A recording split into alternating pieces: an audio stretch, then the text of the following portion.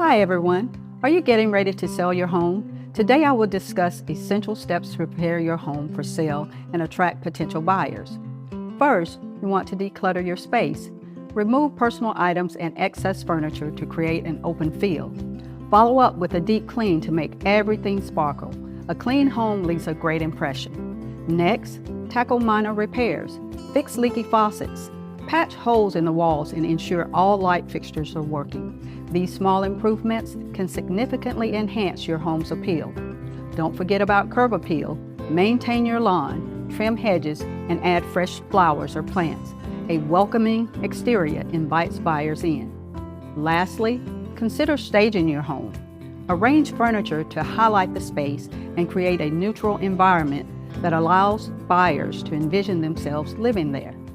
By following these steps, you'll be well on your way to presenting your home in the best light possible. Need help? Give me a call at 229-561-7483.